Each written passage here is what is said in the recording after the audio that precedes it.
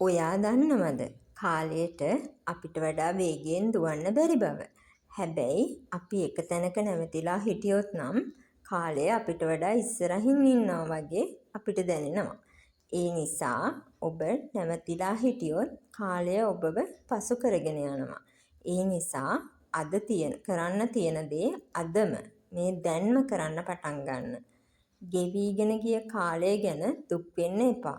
මොකද ඊයේ දවස අපිට දැන් අයිති නැහැ. ඒත් හෙට දවස ලස්සන කරගන්න අද දවසේ පැය 24ම ඔයාට අයිති. ඉතින් ඇයි ඔයා තවත් ඊයේ දවස ගැන දුක් වෙලා අද දවසත් හෙට දවසත් විනාශ කරගන්න හදන්නේ? අපි හුඟක් වෙලාවට හිතනවා ලබන සඳුදා ඉඳන් වැඩ පටන් ගන්නවා. අනිවාර්යෙන්ම ලබන මාසෙ ඉඳන් පටන් ගන්නවා කියලා. හැබැයි ඇත්තම කතාව ජීවිතේ කවදාවත් පවුඩර් දාපු නියම වෙලාවක් එන්නේ නැහැ. හැමදාම මොකක් හරි ප්‍රශ්නයක් එනවා. මොකක් හරි බාධාවක් එනවා. ඉතින් ඒ හින්දා අපි කරන්න ඕනේ වෙලාව වෙනකන් ඉන්නේ නැතුව මේ තියෙන වෙලාව තමයි නියම වෙලාව කියලා හිතලා අද දවසේ මේ මොහොතේ ඔයා ඉන්න තැනින් ඔයාට අයිති පුංචිම පුංචි දෙයකින් හරි වැඩේ පටන් ගන්න එක. ඕක හෙට කරන්න පුළුවන් අනිද්දා කරන්න පුළුවන් කියලා අපි හිතන හැම වතාවකම අපි කරන්නේ අපේ අනාගතය අඳුරු කරගන්න එක.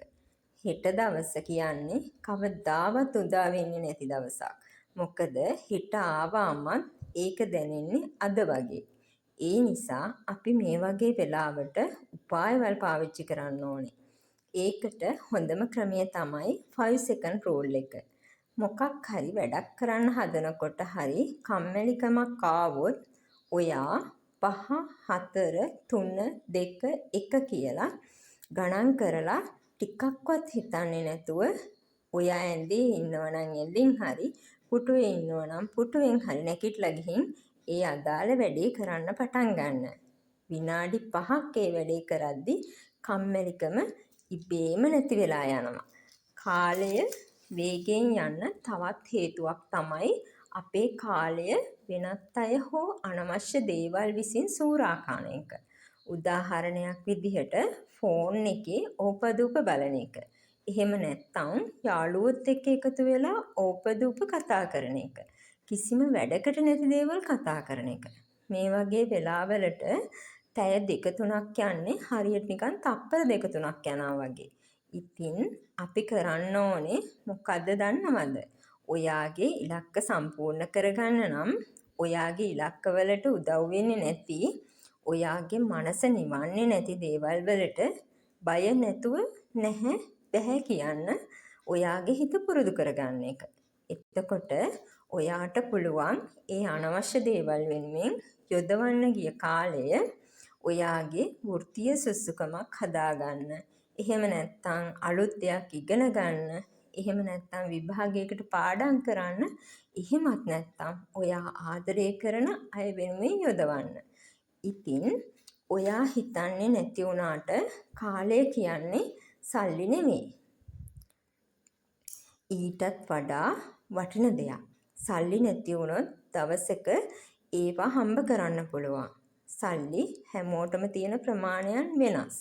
හැබැයි ලෝකේ ඉන්න ධනවත්ම පුද්ගලයාටත් දුප්පත්ම පුද්ගලයාටත් දවසට ලැබෙන්නේ එකම එක පැය 24ක් විතරයි. ඒක ආයෙ රීලෝඩ් කරන්න බැහැනේ. ඉතින් දැන්වත් අපි කාලය දෙස බලන විදිහ වෙනස් කරමු නේද? මේ ගෙවෙන හැම තප්පරයක්ම ඔයාගේ ජීවිතේ ආයු කාලයෙන් අඩු වෙනවා. ඒ නිසා කාලයට වටිනාකමක් දෙන්න.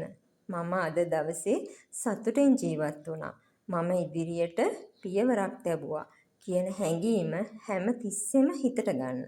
අවසාන වශයෙන් මම කියනවා කාලය වේගයෙන් දුවන එක අපිට නවත්තන්න බැරි වුණාට අපිට පුළුවන් පයිලට් කෙනෙක් වෙලා ඒ කාලය අපේ පැත්තට හරව ගන්න.